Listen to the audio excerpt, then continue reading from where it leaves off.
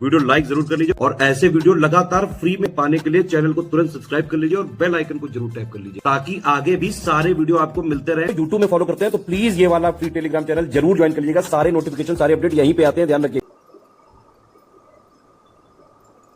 नमस्कार साथियों, स्वागत है आप सभी का स्टडी फॉर सिविल सर्विसेज में। जैसा कि आप लोगों को पता है, हम लोग देख रहे हैं आरओ के प्रीवियस ईयर क्वेश्चंस, ना केवल आरओ के बल्कि पीसीएस के भी, क्योंकि अब जो परीक्षा होगी चाहे आरओ की हो या फिर बीओ की हो तो उनमें ये प्रश्न आपको आसानी से मिलेंगे। ठीक है, क्योंकि प्रीवियस ईयर है तो इससे आपको आइडिया लगेगा पेपर में किस तरीके के सवाल आपसे पूछे जाते हैं। ये एनवायरनमेंट की सीरीज है। ठीक है, चलिए देखो भाई, यहाँ पर आप देखिए प्रश्न नंबर पहला। देखो भाई, प्रश्न नंबर पहला है, एक तरफ दिए हुए हैं राष्ट्रीय उद्यान और एक तरफ दिया हुआ है स्टेट। ठीक है, चलिए अब हमें इनका सही मिलान जो है करना है। देखो करते हैं, चलिए इनका सही मिलान। देखिए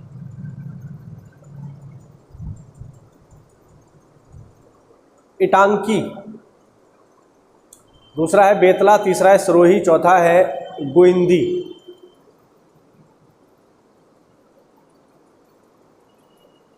चलिए ठीक है, चलिए मिलाते हैं इनको। देखिए इटांकी जो है ये राष्ट्रीय उद्यान आपको मिलेगा नागालैंड में। ठीक है, बेतला जो राष्ट्रीय उद्यान है ये मिलेगा आपको झारखंड में। सिरोही राष्ट्रीय उद्यान आपको मिलेगा मणिपुर में और गोइंदी राष्ट्रीय उद्यान आपको मिलेगा साथियों तमिलनाडु में। ठीक है, तो क्या हो जाएगा, ए का चौथा, बी का पहला, सी का ए का तीसरा, ए का होगा यहां पर तीसरा, ये होगा पहला, सी का हो जाएगा चौथा और डी का हो जाएगा दूसरा। 3 1 4 2 इसका सही कूट हो जाएगा। ठीक है, ये वाला ऑप्शन सी वाला 3 1 4 2 सी वाला ऑप्शन सही हो जाएगा। आगे देखते हैं, अगला प्रश्न है, पृथ्वी का सर्वाधिक वृहद पारिस्थितिकी तंत्र इनमें से कौन सा है? सबसे बड़ा पारिस्थितिकी तंत्र कौन सा है ये आपको बताना है। ऑप्शन है जलमंडल, जीवोम, स्थलमंडल और जैवमंडल। ठीक है, चलिए सही जवाब इसका क्या होगा? सही जवाब होगा इसका जैवमंडल। पृथ्वी का सबसे बड़ा पारिस्थितिकी तंत्र, वृहद पारिस्थितिकी तंत्र जो है वो कौन सा है? ये है साथियों जैवमंडल। ठीक है, याद रखना। जैवमंडल क्या है? जैवमंडल वो जगह है जहाँ पर जीवन पाया जाता है। ये वो जगह है जहाँ पर जीवन पाया जाता है, उस जगह को हम लोग बोलते हैं जैवमंडल। आगे देखो,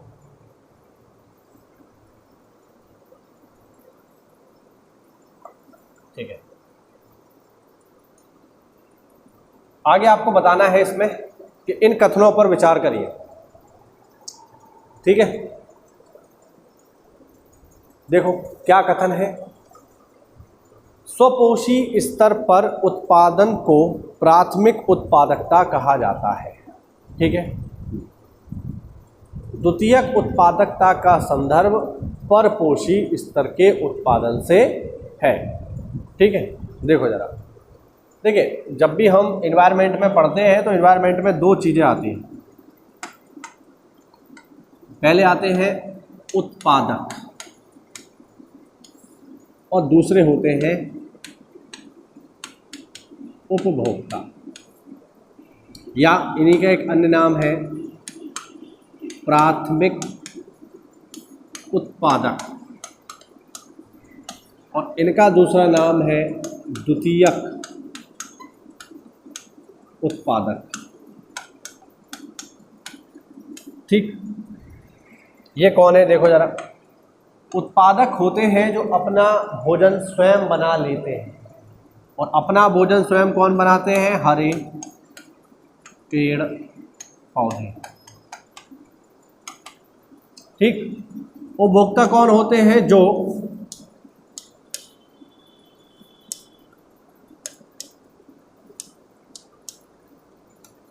भोजन हेतु अन्य जीवों पर आश्रित हैं।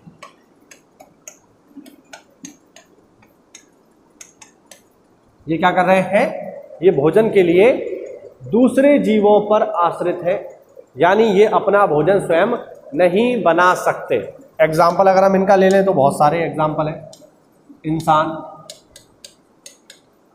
जंगली जानवर, जंगली क्या जानवर सभी, ऐसा थोड़ी है पालतू जानवर अपना भोजन स्वयं बनाते हैं।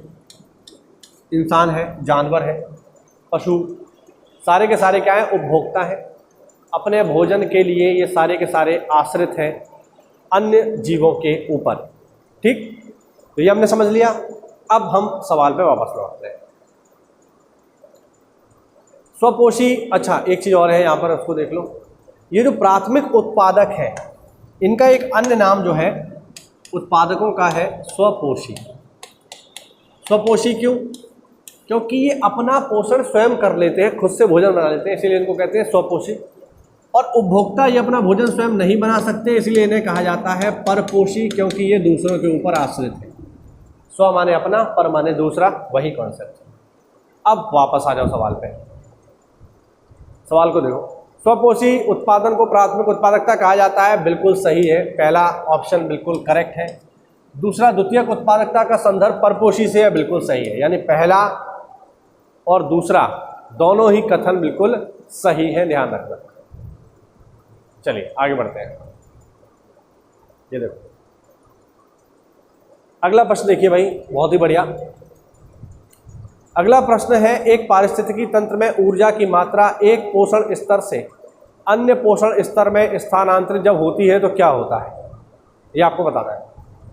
ऑप्शन है बढ़ती है, ऑप्शन बी है घटती है, ऑप्शन सी है स्थिर रहती है, ऑप्शन डी है बढ़ सकती है या घट सकती है, कुछ कह नहीं सकती, दोनों ही बातें हैं। चलिए देखो, इसका जो सही जवाब है साथियों वो आप खुद दोगे अभी। उससे पहले मैं आपको एक नियम बताता हूं। वो नियम है लिंडमान का 10% ऊर्जा नियम। लिंडमान नाम के एक वैज्ञानिक हुए, उन्होंने जीव जंतुओं में या पारिस्थितिकी तंत्र में ऊर्जा की मात्रा को लेकर के अपना एक नियम दिया। उस नियम को हम कहते हैं लिंडमान का 10% ऊर्जा नियम। इनके अनुसार ऊर्जा एक स्तर से जब दूसरे स्तर पर जाती है तो केवल 10% ही जाती है, 90% जीवों के शरीर को चलाने में खत्म हो जाती है। कैसे? देखो, हम इमेजिन करते हैं, अब ध्यान से देखना तब आपको समझ में आएगा। ये है भैया, ये है हरी घास, ठीक, ये है क्या? ये है हरी घास, ठीक, और ये है हमारा सूर्य। सूर्य से ऊर्जा आ रही है, हरी घास जो है अपना भोजन स्वयं बना रही है। तो हरी घास कौन है? हरी घास हो गई उत्पादक, प्रोड्यूसर, अपना भोजन स्वयं से बना रही है, ठीक है।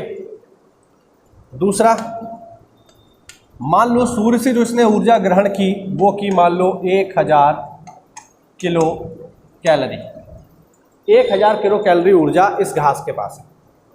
अब इस घास को खा गई कौन साथियों? इस घास को खा गई बकरी, सही है। बकरी कौन है? बकरी है उपभोक्ता, वो भी कैसी? प्राथमिक, ठीक। अब जैसे ही बकरी ने इस घास को खाया तो ऐसा नहीं होगा कि बकरी के पास ये पूरी की पूरी 1000 किलो कैलोरी ऊर्जा पहुंच जाएगी, नहीं। बकरी के पास इस ऊर्जा का केवल 10% पहुंचेगा, ठीक है, 10% पहुंचेगा। और इसका 10% कितना होगा? इसका 10% होगा 100 किलो कैलोरी, ठीक। अब मान लो इस बकरी को खा गया कौन, इस बकरी को खा गया शेर। शेर कौन है? शेर है द्वितीयक या तृतीयक उपभोक्ता। अब इसको शेर खा गया, तो शेर ने जैसे इसको खाया तो ऐसा नहीं होगा कि बकरी के पास जितनी ऊर्जा है वो सारी की सारी शेर के पास पहुंच जाएगी, नहीं।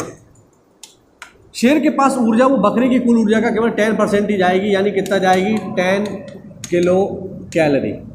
ठीक है, इस तरीके से चलता है। यानी हर स्तर पर ऊर्जा की मात्रा बढ़ रही है कि घट रही है? आप देख सकते हो कि हर स्तर पर ऊर्जा की मात्रा पहले से कम हो रही है। कम हो रही है, नहीं हो रही है? बिल्कुल कम हो रही है। यहाँ पे 1000, यहाँ पे 100, यहाँ पे 10, तो कमी तो हो रही है ना। इसी नियम को हम कहते हैं लिंडमान का 10% ऊर्जा नियम। और आप इमेजिन करो अगर ऐसा नहीं होता, अगर ऐसा नहीं होता तो जैसे हम देखते हैं कि मान लो बहुत से लोग क्या करते हैं, भैंसा खा जाते हैं। तो ऐसा थोड़ी है कि अगर मैं भैंसा खा लूँ, हालांकि मैं खाऊंगा नहीं, मैं ब्राह्मण हूँ, मान लीजिए अगर मैं भैंसा खा लूँ तो क्या भैंसे की ताकत मेरे अंदर आ जाएगी? ऐसा होगा क्या? ऐसा नहीं होगा। यही चीज़ समझाना चाह रहे हैं लिंडमान के हर स्तर पर ऊर्जा जो है वो कम होती है, बढ़ती नहीं है। अगर ऐसा नहीं होता तो लोग फिर शेर को ही खाते और वाकई में फिर शेर ही बन जाते, क्योंकि जितनी ताकत शेर में है उतनी ही उनके अंदर आ जाती। फिर जितने भी ताकतवर जानवर हैं वो धरती पर एक भी जीवित नहीं बचता। लोग भैंसा खाते, शेर खाते, बड़े बड़े जानवर खाते, हाथी तक खा जाते और सारी ताकत अपने अंदर ले आते। लेकिन नेचर बहुत होशियार है, वो जानती थी इंसान बहुत जो है नीच प्रवृत्ति का है, इसीलिए उसने ऐसा नियम लगा दिया कि ये लोग ऐसा कर ही ना पाए। आया समझ में? अब इसका आंसर क्या होगा? घटती है। आगे देखो, अगला प्रश्न है किस प्रकार के वनों की अधिकतम पादप विविधता पाई जाती है? किस प्रकार के वनों में अधिकतम पादप विविधता,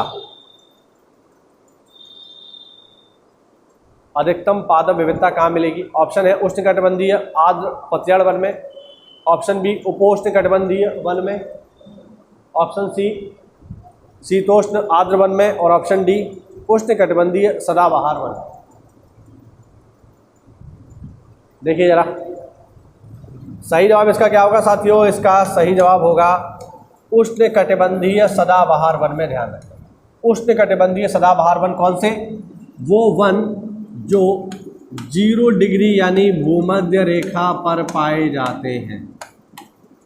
वो वन जो भूमध्य रेखा पर पाए जाते हैं उन्हें कहा जाता है उष्णकटिबंधीय सदाबहार वन। ये ज़्यादा विविधता यहाँ इसलिए मिलती है क्योंकि पौधे को क्या चाहिए? पौधे को चाहिए गर्मी और पानी, और भूमध्य रेखा पर गर्मी पानी की कोई कमी नहीं है। क्योंकि भूमध्य रेखा है तो साल भर सूर्य की किरणें सीधी पड़ती हैं तो गर्मी बहुत है, और जब गर्मी पड़ती है तो वाष्पीकरण होता है, बादल बनते हैं, पानी बरसता है तो पानी भी बहुत है। और यही दोनों चीज़ें जो है एक पौधे को चाहिए, इसीलिए यहाँ पर जैव विविधता आपको सबसे ज़्यादा मिलेगी। ना केवल जैव विविधता बल्कि वनों में भी अधिक प्रकार के वन और पेड़ पौधे यहाँ पर पाए जाए। बात क्लियर है? चलो आगे बढ़ते हैं। इधर आ जाओ भाई, आगे देखिए। आगे है इसमें, आगे देखिए, आगे यहाँ पर कुछ जो है नेशनल पार्क दिए हुए हैं और ये पूछ रहा है इनमें सबसे पहले और सबसे बाद में कौन बना। तो देखो भाई, ऐसे तो देखो इन सब की वर्ष याद कर पाना संभव नहीं है, और ये प्रैक्टिकली भी नहीं है कि आप जो है इन सब की वर्ष याद करो कि भैया कौन सा कब बना है ना। ये मेरे हिसाब से ठीक नहीं है कि आप इन सबको याद करो। तो सबको याद हमें नहीं करना है, लेकिन एक को याद करना है, और उस एक से ही ये प्रश्न हो जाएगा। देखो जरा, किसको याद करना है? तो हमें याद करना है पहले वाले को। किसको? जिम कार्बेट। पहला है ये जिम कार्बेट का। पहले जो इसकी जो स्थापना है साथियों, ये हुई है 1936 में। ठीक है, जिम कार्बेट नेशनल पार्क की स्थापना कब हुई है? 1936 में। और जिम कार्बेट से पहले इसका नाम हुआ करता था हैली नेशनल पार्क। ठीक है, और ये जो नाम है जिम कार्बेट, ये एक्चुअल में एक शिकारी के नाम पर रखा गया है। इस क्षेत्र में एक बाघिन का बहुत आतंक था इस नेशनल पार्क के एरिया में। उस बाघिन को मारा उन्होंने, और उस बाघिन को नहीं, उन्होंने बहुत सारे शेरों को मारा, और बाद में उसी शिकारी के नाम पर इसका नाम रख दिया गया जिम कार्बेट। पहले तो मुझे इस नाम से ही दिक्कत है। दिक्कत ये है कि ऐसा व्यक्ति जो जानवरों को मार रहा है उसके नाम पर जो है आप जानवरों को सुरक्षित करने की योजना चला रहे हो, तो ये तो अपने आप में कॉन्ट्राडिक्शन है। तो पहले तो उसका नाम चेंज करो, बिल्कुल नाम चेंज होना चाहिए। मैं बिल्कुल यूपी सरकार से अपील करूंगा, हालांकि यूपी में नहीं है, उत्तराखंड में, उत्तराखंड सरकार से अपील करूंगा कि इसका नाम चेंज करिए। ऐसा व्यक्ति जो जानवरों को मार रहा है उसके नाम पर आप नेशनल पार्क का नाम क्यों रख रहे हैं? बिल्कुल ये चेंज होना चाहिए, लेकिन वो अलग चीज़ है। फिलहाल यहाँ पर अगर हम देखेंगे तो इसका जो सही जवाब हो जाएगा वो क्या हो जाएगा? पहला हमें पता है, बाकी हमें नहीं पता तो भी हमारा काम चल जाएगा। पहले नंबर पे कौन है? जिम कॉर्बेट है 1936 में। अब जिस ऑप्शन में पहले नंबर पे दूसरा होगा वही सही हो जाएगा। तो दूसरा किस में है? दूसरा है डी वाले में, तो यही जो है इसका सही जवाब हो गया। 2 4 3 1। तो सबको नहीं देखना है, लेकिन हाँ कम से कम जो पहला है, जो पहले नंबर पे है, वो तो आपको पता होना ही चाहिए। चलो अगला प्रश्न देखिए, पारिस्थितिकी पदचाप माप की इकाई है। ये अच्छा सवाल है, पेपर में कई बार पूछा जा चुका है, पीसीएस वगैरह में। देखो जरा, पारिस्थितिकी पदचाप, ठीक है, हाँ, इसे इंग्लिश में बोला जाता है इकोलॉजिकल फुटप्रिंट। इकोलॉजिकल फुटप्रिंट इसे कहते हैं। और इसकी जो माप की इकाई है साथियों वो है भूमंडलीय हेक्टेयर, ठीक है। इसकी जो माप की इकाई है वो क्या है? भूमंडलीय हेक्टेयर। पारिस्थितिकी पदचाप की इकाई, ठीक है। चलिए आगे बढ़ते हैं। चलिए बढ़ते हैं अगले प्रश्न की ओर। अगला प्रश्न देखिए, इनमें से कौन सा एक छत्तीसगढ़ में स्थित है? ठीक है, छत्तीसगढ़ में कौन सा स्थित है? ऑप्शन देखो, ऑप्शन है अंशी राष्ट्रीय उद्यान, बेतला, इंद्रावती और गुंगामल। छत्तीसगढ़ की पूछ रहा है भाई। तो देखो छत्तीसगढ़ के अगर हम नेशनल पार्क में बात करें तो छत्तीसगढ़ में जो है इसका सही जवाब होगा इंद्रावती। सही जवाब क्या होगा? इंद्रावती राष्ट्रीय उद्यान, ठीक है। बाकी जो है इसके आप लोग मुझे कमेंट करके बताइए कि ये कहाँ पर है, ये कहाँ पर है और गुंगामल राष्ट्रीय उद्यान कहाँ पर है। इंपॉर्टेंट क्वेश्चन है, आपको पता होना चाहिए। चलिए अब आ गए हैं यहाँ पे बायोस्फीयर रिजर्व, ठीक है। एक तरफ दिया हुआ है सूची 1, एक तरफ सूची 2। देखो भाई, पहला है यहाँ पर सिमलीपाल। सिमलीपाल बायोस्फीयर रिजर्व है साथियों ओडिशा में। स्थापना हुई है 1994 में। इसका सही मिलान कर देता हूँ मैं। सिमलीपाल राष्ट्रीय उद्यान मतलब सॉरी बायोस्फीयर रिजर्व ये बना है ओडिशा में 1994 में। फिर है दिहांग और दिबांग राष्ट्रीय उद्यान मतलब सॉरी बायोस्फीयर रिजर्व ये है अरुणाचल प्रदेश में, ध्यान रखना, ठीक। नौक्रैक जो है ये है साथियों मेघालय में। और कोल्ड डेजर्ट जो राष्ट्रीय उद्यान है मतलब सॉरी यार बार बार राष्ट्रीय उद्यान बोल रहा हूँ, नेशनल पार्क, अरे यार मतलब बायोस्फीयर रिजर्व ये है हिमाचल प्रदेश में, ध्यान रखना, ठीक है। तो ये इसका सही मिलान हो जाएगा। थोड़ा कठिन बनाने के लिए देखो इसमें क्या किया गया, 5 दे दिए हैं जिससे आप जो है तुक्का ना लगा पाओ। बात समझ रहे हो ना? चलिए आगे देखो, ठीक है। अगला प्रश्न देखिए, भीतर कनिका गरान के संदर्भ में निम्नलिखित कथनों पर विचार करिए। भीतर कनिका, ठीक।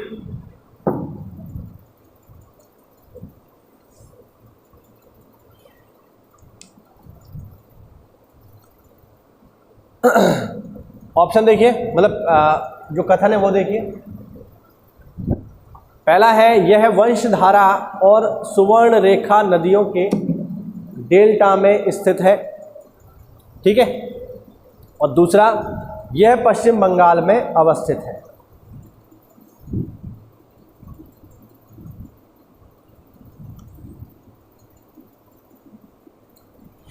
देखो भाई सबसे पहली चीज तो ये कि जो भीतर कनिका है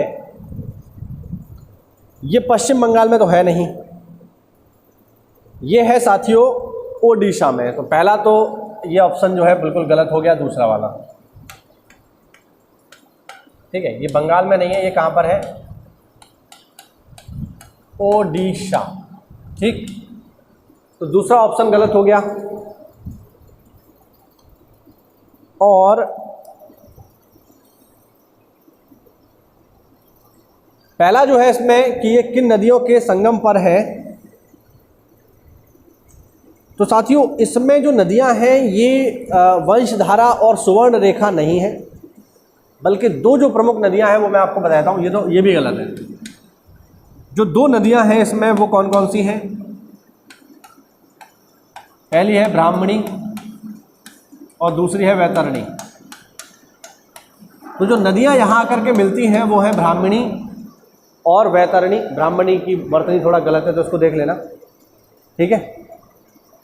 लेकिन हाँ, फैक्ट पे ध्यान दो, वंशधारा और सुवर्ण रेखा नहीं है, बल्कि कौन कौन सी नदियां हैं? ब्राह्मणी और वैतरणी। और बंगाल में नहीं है, ये ओडिशा में है। तो ना तो पहला सही है ना ही दूसरा ऑप्शन डी इसका सही हो जाएगा।